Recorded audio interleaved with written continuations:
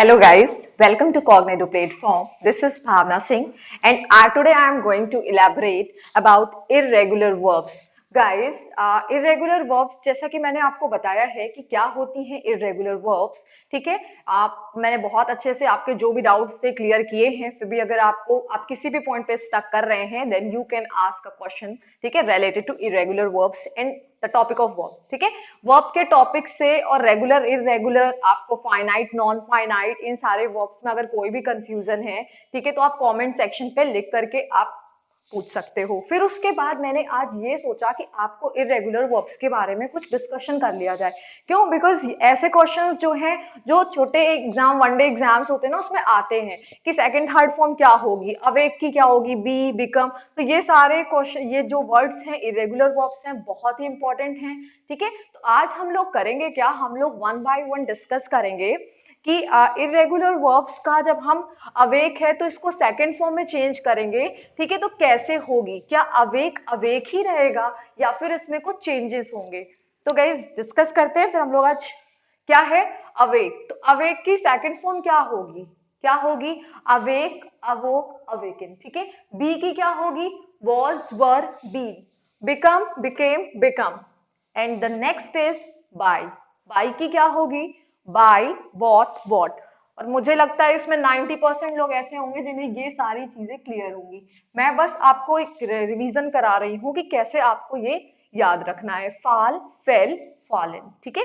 Feel, felt, felt. Fly, flew, flown. Get, got, got, ठीक है। क्या बताया मैंने? Awake, awoke, awaken. Be, was, were, been. Become, became, become. Buy, bought, bought, and fall, fell, fallen. Feel, felt, felt. Next, fly, flew, flown. Get, got. Then bet का क्या होगा? Bet, bet, bet. ठीक है। ये ये आ चुका है question, ये भी आ चुका है आपके एग्जाम में। जितने भी आपके मैंने वर्ब सिलेक्ट किए हैं सारे किसी ना किसी एग्जाम में पूछे गए हैं, ठीक है। तो बेट और मोस्टली टेट, सुपर टेट का एग्जाम अगर होता है आपका तो उसमें ये एक नंबर का तो क्वेश्चन आना ही है, डिसाइडेड है कि आएगा, ठीक है। बेट लिखा हुआ है तो बेट का क्या होगा? मैंने अभी बताया आपको, बेट बेट, ठीक है। तो अब उसके बाद बिल्ड का क्या होगा? ये भी मोस्ट इंपॉर्टेंट है क्योंकि इसमें मोस्ट जनरली लोग मिस्टेक करते हैं, ठीक है। तो डी को हटा करके हम क्या कर देते हैं? टी। Built, built. क्लियर हो गया। फिर उसके बाद चूज का क्या होगा? तो कुछ लोग इसको क्या करते हैं, चूज ही लिखे रहते हैं, रहने देते हैं, नहीं, चूज, चोज, चूजन, ठीक है। कॉस्ट, कॉस्ट का बिल्कुल सेम ही रहता है, हम चेंज नहीं करते हैं। जैसे कि मैंने आपको रूल्स बताए थे कि sometimes V1 is not equal to V2 and V2 is equal to V3। And second rule मैंने आपको बताया था कि V1, V2, V3, ठीक है, जो आपकी थ्री फॉर्म्स हैं ये तीनों क्या होंगी? सेम हो जाएंगी। फिर मैंने आपको बताया ऐसा भी हो सकता है कि V1 ना तो V2 के बराबर हो और ना ही V3 के इक्वल हो, ठीक है। मैंने क्या बोला आपको कि V1 V2 के इक्वल ना हो या फिर हो सकता है V3 के भी इक्वल ना हो, या ऐसा भी हो सकता है कि V1 V2 इक्वल हो लेकिन V3 के इक्वल ना हो। तो जब मैंने आपको ये रूल्स बताए थे तो आप लोगों से मैंने ये भी बोला था कि आप लोग इरेगुलर वर्ब्स पढ़ोगे क्योंकि इरेगुलर वर्ब्स को बेसिकली, ठीक है, सबको आती है, लेकिन इरेगुलर वर्ब्स में हम क्या करते हैं, हम स्टक कर जाते हैं, हमें प्रॉब्लम होती है, हम नहीं समझ पाते हैं कि इसका कैसे, इसके लिए आपको क्रैम करना होता है, ठीक है। इसका कोई और मेथड नहीं है कि आपको मैं कुछ अलग स्पेशल बता दूं, ठीक है। तो इसमें आपको करना है कि आपको बस ये समझना है कि इरेगुलर वर्ब्स क्या है और कैसे इनका फॉर्मेशन कैसे होता है, किस तरीके से हम इसको समझते हैं। तो मैंने आपको कुछ फॉर्म्स बताए थे, कुछ फॉर्मूला बताया था कि अगर V1 V2 V3 है तो इसको ऐसे समझेंगे कि इसको लर्न करेंगे तो हम देखेंगे कि V1 V2 के बराबर नहीं है लेकिन V3 के बराबर हो रहा है, ठीक है। V1 V2 के बराबर, V1 का मतलब है वर्ब की फर्स्ट फॉर्म, V2 का मीन्स है वर्ब की second form and V3 means third form. तो ऐसा भी हो जाता है V1 V2 V3 के इक्वल नहीं होता। तो देखिए ये जो वर्ड आया है आपका कॉस्ट, तो कॉस्ट कॉस्ट कॉस्ट हम लिखते हैं ना, तो इट मींस दैट कि यहाँ पे V1 V2 V3 तीनों क्या है? इक्वल सेम होंगी। फिर उसके बाद कट लिखा है मैंने, तो कट में भी यही है, कट का क्या हो जाएगा? Cut cut cut. अब बेगिन में थोड़ा सा चेंजेस होंगे, बेगिन बिगिन बिगिन, ठीक है, ये हो जाएगा। AN और UN का डिफरेंस आएगा। अब बाइट बिट बिटेन, बाइट बिट बिटेन। तो क्या बताया मैंने कि इन्हीं मेथड से ये जो मैंने आपको ये फॉर्मूला बताया है कि इररेगुलर वर्ब्स का जो फॉर्मेशन होता है गाइस इसी अकॉर्डिंग होगा। V1 V2 V3 मान लीजिए कट का अगर मान लीजिए ये वर्ड है कट कट कट लिखा हुआ है, तो आपसे अगर क्वेश्चन पूछा जाए ये कैसी वर्ब्स हैं, regular verb, irregular verb, finite verbs, ठीक है, नॉन फाइनाइट, ऐसे अगर क्वेश्चन पूछा जाएगा तो आप बताओगे ये कैसी वर्ब्स है, इररेगुलर वर्ब्स है। या फिर ये पूछा जा सकता है, क्या पूछेंगे कि इनकी सेकंड थर्ड फॉर्म क्या होगी, तो आप बताओगे कि कट की सेकंड फॉर्म क्या होगी, cut, and third form is cut, ठीक है, क्योंकि इसमें क्या होगा इनकी सारी फॉर्म्स क्या होंगी, इक्वल होंगी। अब वही मैंने आपको कॉस्ट में भी बताया था कि कॉस्ट का भी सेम होगा, कॉस्ट कॉस्ट कॉस्ट। बेगिन में मैंने क्या बताया आपको, इसमें एन लग जाएगा सेकंड फॉर्म में, फिर यूएन लग जाएगा, बेगिन बिगिन बिगिन, ठीक है। तो लिख लेते हैं, अभी लिखते हैं हम लोग स्टेप बाय स्टेप, पहले बस समझ लेते हैं, बेगिन बिगिन बिगिन, ठीक है। फिर मैंने क्या बताया, बाइट बिट बिटन, बाइट बिट बिटन, क्लियर हुआ। फिर बर्स्ट का क्या होगा, कास्ट का, हैंग का, फॉरबिट का, ड्राइव का, ड्रिंक का, ये सारे हम लोग वर्ड्स क्या करेंगे, सीखेंगे। तो मैंने क्या बताया कि इररेगुलर वर्ब्स गाइस बहुत ही इंपॉर्टेंट टॉपिक है, इसीलिए मैंने आज आपको ट्रांजिटिव, इंट्रांजिटिव और पार्टिसिपल क्लियर ना करके सबसे पहले कुछ इंपॉर्टेंट वर्ब्स मैं लेकर के आई हूं, जिसमें आप लोगों को क्या करना है, साथ में मिल करके, ठीक है, सेकंड थर्ड फॉर्म क्लियर करनी है। तो सब फिर से एक बार रिवाइज कर लेते हैं, awake, awoke, awoken. Be, be की सेकंड फॉर्म क्या होगी, बी वॉज वर बीन, ठीक है, was were, be was were, ठीक है, देन थर्ड क्या हो जाएगी, बीन हो जाएगी, बिकम बिकेम बिकम, लिख लेते हैं हम लोग साथ में, ठीक है। बी है, ये बहुत ही इंपॉर्टेंट है, बी वॉज वर हो जाएगा, was were, then been, then been, been, been, okay.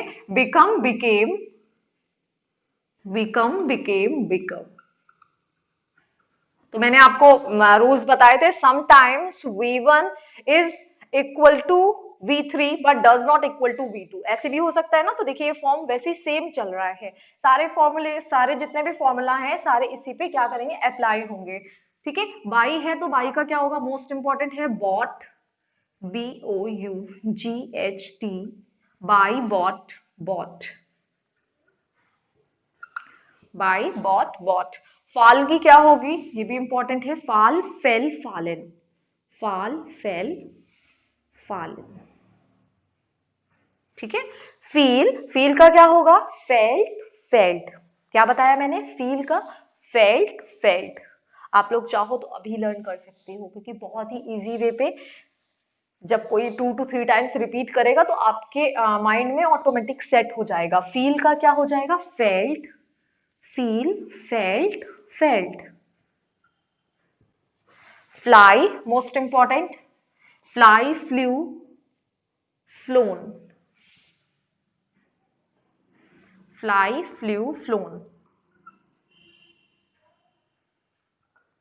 Gate, got, got. तो क्या क्लियर किया, अवेक, अवोक, अवेकन, ठीक है, ओ है ये। फिर उसके बाद क्या हो जाएगा, बी, बी की second form was were, then been. फिर उसके बाद मैंने क्या बताया, बिकम बिकेम बिकम, बीई है, देन बाय बॉट बॉट।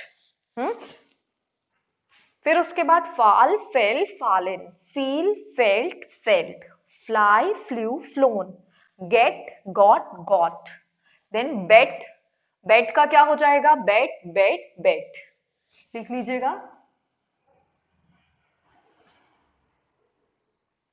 फिर बिल्ड का क्या हो जाएगा, built, BUILT। Choose chose chosen, cost cost cost, cut cut cut, begin began, ये भी बहुत इंपॉर्टेंट है, ये सारे बहुत ही इंपॉर्टेंट है, बाइट बिट बिटेन।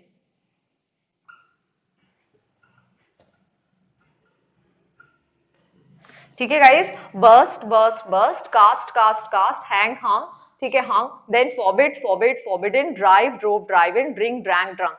तो ये आपको करना है, मैंने बस एक बार बोल दिया है। आप क्या करोगे, कमेंट सेक्शन में ये सारे वर्ब्स की फॉर्म को, सेकंड और थर्ड फॉर्म को लिखोगे, क्योंकि ये भी बहुत इंपॉर्टेंट है, किसी ना किसी एग्जाम में पूछा गया है। तो गाइज मैंने क्या बताया आपको, मैंने ये क्लियर किया कि इररेगुलर वर्ब्स एक बहुत ही इंपॉर्टेंट टॉपिक है जिसे आपको अवॉइड नहीं करना है, क्योंकि 1 मार्क्स भी आपके लिए, अगर 1 मार्क आपका मिस कर रहे हो, ठीक है, आपसे मिस्टेक हो रही है, तो वो आपके लिए गलत होगा। इसलिए मैं जो इरेगुलर वर्ब्स मैंने डिस्कस की, ऐसा नहीं है कि बस यही वर्ब्स हैं इन्हीं से आपका पूरा सब क्लियर हो जाएगा। तो मैंने आपको एक तरीका बता दिया है कि कैसे आपको पढ़ना है। आप क्या करोगे, आप नोटबुक में स्टेप बाय स्टेप सारे वर्ब्स को लिख लोगे और फिर इनकी सेकंड थर्ड फॉर्म बनाओगे और चेक करोगे और कौन कौन सी इरेगुलर वर्ब्स हैं, ठीक है, जो टेट सुपर टेट के एग्जाम में आई हुई हैं। तो क्लियर किया मैंने आपको, ठीक है। Awake awoke awoken, be was were been, become became become, buy bought bought, fall fell fallen, feel felt felt, fly flew flown, get got, then bet bet bet, build choose chose chosen, cost cut, begin, buy bit bidden, ठीक है। और ये सारे आपको करने हैं, तो ये आपका होमवर्क है। इन्हें हम लोग क्या करेंगे, मैं चेक करूंगी किसके किसने, हम लोग डिस्कस करेंगे वर्क का सबसे इंपॉर्टेंट टॉपिक, ठीक है, क्या है, जिसके बारे में सिर्फ मैं एक बेसिक इंट्रो दूंगी, क्योंकि जो आपके वनडे एग्जाम होते हैं इनसे बहुत ही ज्यादा डिटेल्ड में क्वेश्चन नहीं आते हैं, ठीक है। तो मैं इसे आपको बहुत ज्यादा आपका टाइम नहीं लूंगी, आपको बोर नहीं करूंगी इसमें, बस मैं एक शॉर्ट इंट्रो दूंगी कि नॉन फाइनाइट वर्ब क्या है। जैसा कि मैंने इससे पहले बताया है कि non finite, what is non finite verb, तो मैंने क्या बताया है कि जो फाइनाइट वर्ब होगी वो सब्जेक्ट के अकॉर्डिंग, ठीक है, नंबर्स के अकॉर्डिंग, टेंसेस के अकॉर्डिंग किसी भी सेंटेंस में डायरेक्ट होगी, उसे हम फाइनाइट वर्ब बोलेंगे। फिर मैंने कहा नॉन फाइनाइट वर्ब क्या होते हैं, तो नॉन फाइनाइट के बारे में मैंने बताया था कि अगर ये चीजें, यानी अगर कोई भी हमारा सेंटेंस सब्जेक्ट के अकॉर्डिंग, टेंसेस के अकॉर्डिंग डायरेक्ट नहीं होता है, तो हम उसे क्या कहते हैं, नॉन फाइनाइट। आपको बहुत ज्यादा मैं डिटेल्ड में एक बहुत बड़ी डेफिनेशन दे करके आपको बोर नहीं करूंगी या परेशान नहीं करूंगी कि आप बैठ के सोचते रहो ये होता है ये, ठीक है। तो कुछ नहीं, बस एक चीज अपने माइंड में आप सेट कर लो, क्या, नॉन फाइनाइट वर्ब ऐसी वर्ब्स होती हैं, ठीक है, जो टेंसेस के अकॉर्डिंग, सब्जेक्ट के अकॉर्डिंग डायरेक्ट नहीं होती हैं, ठीक है गाइस, क्लियर हुआ। तो अब आपके माइंड में एक क्वेश्चन आएगा कि मैम ये तो आपने बताया कि नॉन फाइनाइट वर्ब टेंसेस के अकॉर्डिंग, सब्जेक्ट के अकॉर्डिंग डायरेक्ट नहीं होंगी, तो कैसे होंगी, कैसे, तो बिल्कुल मैं क्लियर करती हूँ, आप लोग बस देखते रहिए, ठीक है। तो नॉन फाइनाइट वर्ब जो होती है गाइज, आपकी जो नॉन फाइनाइट वर्ब्स होंगी, ठीक है, उनको थ्री बेसिकली इन्फिनेटिव, जेरेंड और पार्टिसिपल ही होते हैं। क्या होते हैं, इन्फिनेटिव, जेरेंड और पार्टिसिपल। क्या बताया मैंने ये बताया कि नॉन फाइनाइट वर्ब जब टेंसेस के अकॉर्डिंग, सब्जेक्ट के अकॉर्डिंग किसी भी सेंटेंस में डायरेक्ट नहीं होंगी, तो वो फिर क्या हो सकते हैं, हमारे इन्फिनेटिव हो सकते हैं। सेकंड मैंने बताया जेरेंड हो सकते हैं, या फिर पार्टिसिपल हो जाएंगे। अब बिल्कुल से आप चकरा गए, ये क्या होता है, कुछ नया टॉपिक बता रही है, इन्फिनेटिव, जेरेंड, पार्टिसिपल, तो मैं नहीं बताऊंगी, मैंने बहुत डिटेल में एक्सप्लेन नहीं करूंगी, क्योंकि इन्फिनेटिव भी 2 टाइप्स के होंगे, जेरेंड का भी बहुत डिटेल में एक्सप्लेनेशन है, पार्टिसिपल का भी है, ठीक है। तो ये सब मैं नहीं, बस आपको एक बेसिक इंट्रो दे रही हूँ कि इन्फिनेटिव क्या है। इन्फिनेटिव क्या है, देखिए, इन्फिनेटिव जो है base of a verb and often it is preceded by to. Infinitive क्या है, वर्ब का बेस है और ये टू से प्रेसीड होता है, ठीक है। जैसे कि मैंने बोला, एक सेंटेंस लिखा है बर्ड्स लव टू सिंग, तो टू सिंग क्या है आपका, इन्फिनेटिव है गाइस, क्योंकि ये किसी भी, देखिए, सेंटेंस में टेंसेस के अकॉर्डिंग डायरेक्ट नहीं होगा। व्हाट डिड आई से, दैट इन्फिनेटिव किसी भी सेंटेंस में टेंसेस के अकॉर्डिंग डायरेक्ट नहीं होगा। क्लियर हुआ। जैसे कि अगर मैं यहाँ पे बर्ड्स बोलूं तो यहाँ मैंने लव लिख दिया, लेकिन अगर यहाँ पे कुछ भी बर्ड भी लिखा होता, ठीक है, बर्ड लिख देती लव, तब भी हम फिर भी हम क्या करेंगे, हम टू सिंग ही लिखेंगे। क्या बताया मैंने कि टेंसेस का, सब्जेक्ट का कोई भी इफेक्ट गाइस इन्फिनेटिव में नहीं होगा, वही हुआ आपका नॉन फाइनाइट वर्ब। क्लियर हुआ। अब क्लियर हो गया कि नॉन फाइनाइट वर्ब्स क्या है, तो नॉन फाइनाइट वर्ब टेंसेस के अकॉर्डिंग या सब्जेक्ट के अकॉर्डिंग डायरेक्ट नहीं होगा। अगर मैंने बर्ड लिखा तो देखिए मुझे यहाँ पे क्या लिखना पड़ेगा, एक बर्ड की मैं बात कर रही हूँ तो लव्स लिख दिया, अगर मैं बर्ड्स लिख रही हूँ तो मैं यहाँ पे एस हटा रही हूँ, लेकिन इन्फिनेटिव में ऐसा नहीं होगा, या सब्जेक्ट आपका सिंगुलर हो या प्लूरल हो, ठीक है। मैंने आपको बताया था काउंटेबिलिटी के अकॉर्डिंग नाउन को हम टू पार्ट्स में डिवाइड करते हैं। क्या बताया था? काउंटेबिलिटी के अकॉर्डिंग हम नाउन को टू पार्ट्स में डिवाइड करते हैं। पहला होता है काउंटेबल और सेकंड क्या होता है? अनकाउंटेबल। और फिर काउंटेबल में मैंने आपको बताया था सिंगुलर नाउन और प्लूरल नाउन। क्लियर किया था मैंने कि सिंगुलर नाउन क्या है, प्लूरल नाउन क्या है। तो यहाँ पे वर्ड सिंगुलर होगी तो यहाँ पे एस या एस लग जाएगा, क्योंकि अगर हमें टेंसेस की नॉलेज है हम कर ले जाएंगे। तो यहाँ पे मैंने लिखा बर्ड्स लव टू सिंग। तो टू सिंग मतलब कि अगर आपका सब्जेक्ट प्लूरल है या सिंगुलर है, ठीक है, आपके इन्फिनेटिव में, इन्फिनेटिव के बाद यहाँ पे टू के बाद आप वर्ब की बेस फॉर्म का ही यूज करोगे। यही आपकी नॉन फाइनाइट वर्ब है, यानी इसमें इन्फिनेटिव आएगा, जेरेंड आएगा और पार्टिसिपल आएगा। क्लियर हुआ? और इसकी सबसे बड़ी इक्वालिटी ये है कि टू होगा और टू के बाद वर्ब की बेस फॉर्म होगी। क्या बताया मैंने? टू, टू के बाद वर्ब की बेस फॉर्म। ठीक है, तो क्लियर हो गया आपको? टू देन वर्ब की बेस, ये हुआ आपका इन्फिनेटिव। देखिए फिर हम लोग और देखते हैं कि to respect our parent is our duty. To respect our parent is our duty. तो टू रिस्पेक्ट क्या हो गया guys? To respect is also infinitive. क्या होगा? इन्फिनेटिव। लिख लीजिएगा, आपके एग्जाम में बस ऐसे ही क्वेश्चन आ सकते हैं, कहाँ पे इन्फिनेटिव यूज हुआ है, जेरेंड कहाँ यूज हुआ है किस सेंटेंस में, और फिर उसके पार्टिसिपल कहाँ पे यूज हुआ है। ठीक है, तो ये हो गया आपका इन्फिनेटिव हो गया। अब उसके बाद हम लोग पढ़ते किसके बारे में? जेरेंड के बारे में। तो इन्फिनेटिव क्लियर हुआ या नहीं? मैं फिर से एक बार बता देती हूँ, इन्फिनेटिव जो है, ठीक है, क्या होगा? इन्फिनेटिव वर्ब की बेस फॉर्म से जस्ट पहले आप क्या लगाओगे? टू लगाओगे, यानी टू के जस्ट बाद आप वर्ब की बेस फॉर्म रखोगे। इसके बाद आप वर्ब की सेकंड या थर्ड फॉर्म का यूज नहीं करोगे। अब ये नहीं बोलोगे कि मैम करते भी हैं, तो मुझे भी पता है एक्सेप्शनल बहुत सारे ऐसे वर्ड्स हैं जिन्हें हम करेंगे, लेकिन मैं डिटेल में आपको एक्सप्लेन इसे नहीं करूंगी। ठीक है, और अगर आपकी डिमांड होगी कि मैम इन्फिनेटिव को पूरा एक्सप्लेन कर दीजिए, जेरेंड को कर दीजिए, पार्टिसिपल को कर दीजिए, then I will try to do my best. ठीक है, then next topic is gerund. देखिए जेरेंड क्या है? Gerund use as a subject और ऑब्जेक्ट इन अ सेंटेंस। क्या बताया मैंने? Gerund is use as a subject and object in a sentence. किसी भी सेंटेंस में ये सब्जेक्ट या ऑब्जेक्ट के फॉर्म पे यूज होते हैं, और ये वर्क ऑफ अ नाउन, ये नाउन की तरह वर्क करते हैं। क्या बताया मैंने? जेरेंड जो है हमेशा किसी भी सेंटेंस में सब्जेक्ट या ऑब्जेक्ट की तरह से यूज होंगे, और ये वर्क करेंगे नाउन का। समझ में आया? नाउन का, और इनके और वर्ब की आईएनजी फॉर्म हम यूज करेंगे। समझ में आया? जैसे मैंने लिखा we met a girl carrying a basket. तो देखिए कैरिंग अ बास्केट, यहां पे आपका ये क्या है? जेरेंड है। जेरेंड, कैरिंग अ बास्केट नहीं, ये जेरेंड नहीं होगा। ठीक है, ये आपका पार्टिसिपल हो जाएगा। तो मैंने आपको बताया यूज एज अ सब्जेक्ट और object in work of a noun.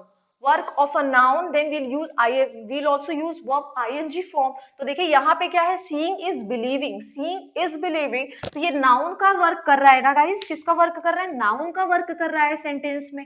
तो ये क्या हो जाएगा आपका? जेरेंड। ये होगा आपका जेरेंड। तो क्लियर हुआ?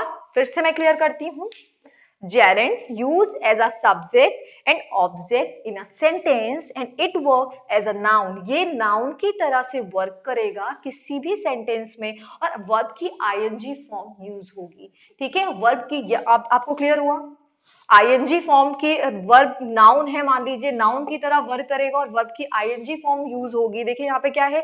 Seeing is believing. तो सीइंग लिखा हुआ है ना, देखिए सी क्या है? वर्ब है। वर्ब है कि नहीं? और इसके साथ मैंने आईएनजी फॉर्म यूज कर दिया है, तो ये नाउन की तरह से सेंटेंस में काम कर रहा है।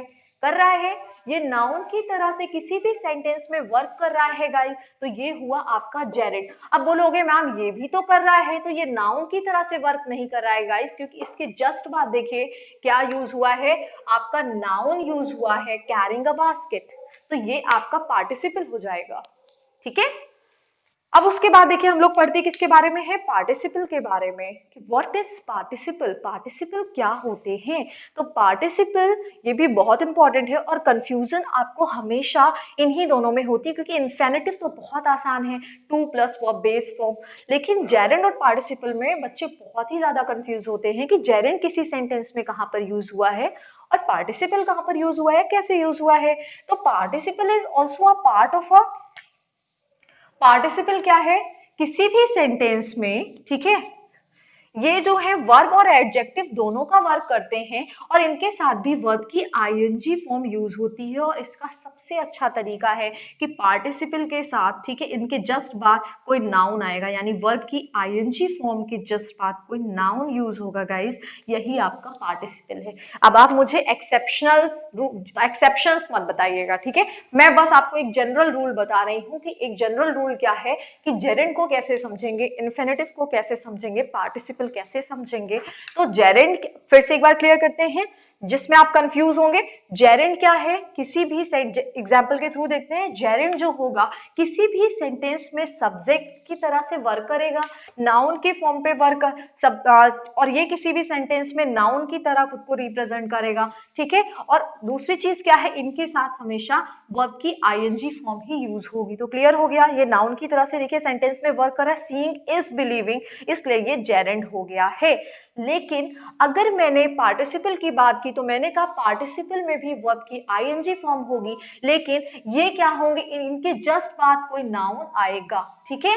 तो क्या हो गया, we met a girl carrying a basket, तो कैरिंग अ बास्केट, तो देखिए यहाँ पे क्या है, नाउन है गाइस, अ बास्केट क्या है, नाउन है, नाउन है, देन हम लोग क्या करेंगे, इसे बोलेंगे ये पार्टिसिपल है, ये पार्टिसिपल है, ठीक है, ये पार्टिसिपल है। फिर उसके बाद क्या है, rolling stone gathers no moss, क्या लिखा है, rolling stone gathers no moss, it means that rolling, ठीक है।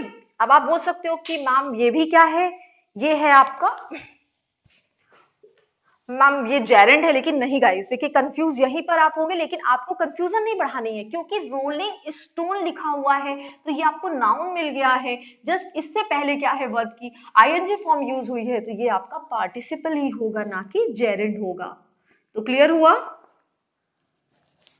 मुझे लग रहा है कि अभी भी बहुत लोगों को कंफ्यूजन होगी, लेकिन इसके लिए क्या करना है आपको, आपको कोशिश करनी है कि आप कुछ सेंटेंसेस को लिखिए और उन्हें लिखने के बाद ट्राई करिए, ठीक है, क्योंकि मैंने कई बार बताया है जब भी मैं क्लास लेती हूँ then I explain that you all will have to practice, मैंने बताया है कि आपको प्रैक्टिस करना होगा।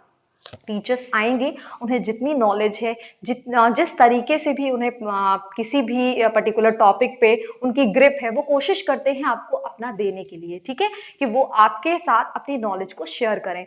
बट कंप्लीट कब होगी, जब आप खुद से कोशिश करोगे कि हम इससे रिलेटेड प्रैक्टिस करें, जो टीचर ने बताया है, ठीक है, उन सेंटेंसेस को हम क्या करें, हम 2 to 3 टाइम्स रोज रीड करें, ठीक है, और पढ़ते पढ़ते ये समझें कि कंफ्यूजन, ऐसा तो है नहीं कि आप कंफ्यूज नहीं हो गए, क्योंकि हम लोग भी बहुत ही ज्यादा कंफ्यूज होते हैं, ठीक है, कहीं पर कोई रूल है तो उसका एक्सेप्शन भी है, क्योंकि इंग्लिश में हो, मैथ्स में हो, ठीक है, कहीं पर भी कोई रूल है तो उसके एक्सेप्शंस तो होने ही होने, क्योंकि ये फॉर्मूला मैंने आपको बताया, इंग्लिश में मैं कुछ फॉर्मूलाज के बेसिस पे आपको ले चलती हूँ कि इजी करने की कोशिश कर रही हूँ, बट फिर भी आपको अगर नहीं समझ आ रहा है, कोई टॉपिक नहीं क्लियर हो रहा है, तो आप पहले तो आप प्रैक्टिस करो, ठीक है, किसी भी टीचर के लिए या अपने लिए आप पहले डिसीजन मत ले लो, अरे इंग्लिश बहुत टफ है या फिर मैथ्स बहुत टफ है, हिंदी बहुत टफ है, संस्कृत बहुत टफ है, आप पढ़ करके तो देखो।